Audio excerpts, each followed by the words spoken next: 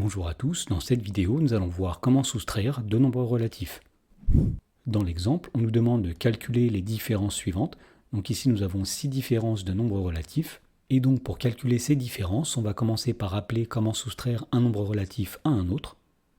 Alors pour soustraire un nombre relatif, eh bien tout simplement on ajoute son opposé. Et on rappelle que l'opposé d'un nombre, c'est le nombre qu'on obtient en changeant son signe. Alors voyons comment appliquer ceci dans la première question.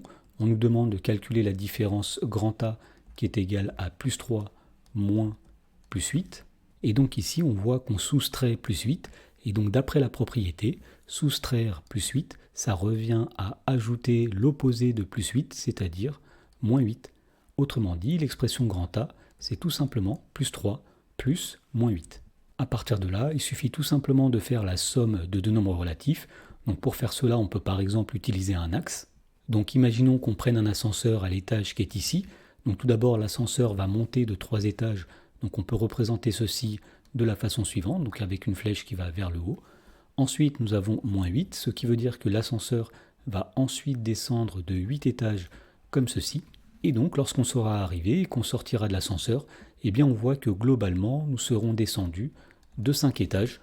Donc on en déduit que plus 3 plus moins 8 est égal à moins 5. Dans la question numéro 2, on nous demande de calculer l'expression grand B qui est égale à plus 5 moins 10. Alors pour calculer cette expression, on va tout d'abord dire que soustraire un nombre, c'est ajouter son opposé. Donc ici, au lieu de soustraire, on va ajouter l'opposé de moins 10, c'est-à-dire plus 10. Et donc l'expression grand B, c'est plus 5 plus 10.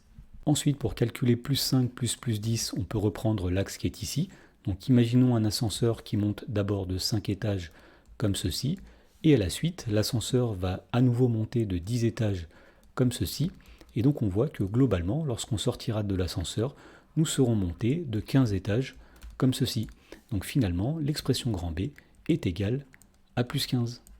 Dans la question numéro 3, on nous demande de calculer l'expression grand C qui est égale à moins 7 moins 3. Et donc d'après le rappel, soustraire moins 3, ça revient à ajouter l'opposé de moins 3, c'est-à-dire plus 3. Et donc grand C, c'est moins 7 plus 3. Ensuite, pour calculer l'expression moins 7 plus 3, on va reprendre l'axe qui est ici. Imaginons un ascenseur qui descend tout d'abord de 7 étages, donc ici nous mettons moins 7, et à la suite, l'ascenseur va remonter de 3 étages comme ceci.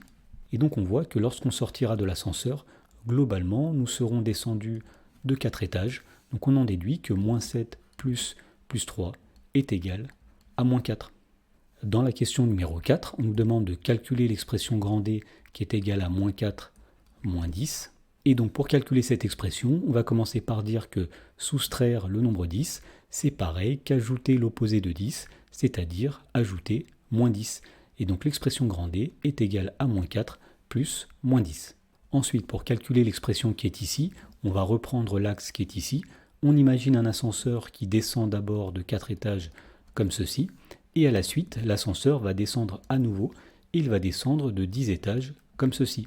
Et bien lorsqu'on sortira de l'ascenseur, c'est-à-dire à l'étage qui est ici, on voit que globalement, nous serons descendus de 14 étages, donc on en déduit que moins 4 plus moins 10 est égal à moins 14. Dans la question numéro 5, on nous demande de calculer l'expression grand E qui est égale à 15 moins 20. Alors pour calculer cette expression, on va dire que soustraire un nombre, c'est ajouter son opposé. Donc ici, au lieu de soustraire par 20, on va ajouter l'opposé de 20, c'est-à-dire moins 20. Et donc l'expression grand E, c'est 15 plus moins 20.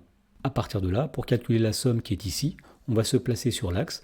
On va imaginer un ascenseur qui va monter tout d'abord de 15 étages comme ceci, puis qui va redescendre de 20 étages comme ceci. Et donc lorsqu'on sortira de l'ascenseur, on voit que globalement nous serons descendus de 5 étages. Autrement dit, l'expression 15 plus moins 20 est égale à moins 5. Dans la question numéro 6, on nous demande de calculer l'expression grand F qui est égale à moins 5 moins 4. Et donc, pour calculer cette expression, on va commencer par dire que soustraire par un nombre, c'est pareil qu'ajouter son opposé. Donc ici, au lieu de soustraire par moins 4, on va ajouter l'opposé de moins 4, c'est-à-dire plus 4. Et donc l'expression grand F, c'est moins 5 plus 4. Voilà, donc maintenant calculons l'expression moins 5 plus 4. On rentre dans l'ascenseur à l'étage qui est ici. L'ascenseur va tout d'abord descendre de 5 étages comme ceci, puis l'ascenseur va remonter de 4 étages comme ceci. Et bien on voit que lorsqu'on sortira de l'ascenseur ici, et bien globalement nous serons descendus d'un étage. Donc on en déduit que moins 5 plus 4 est égal à moins 1.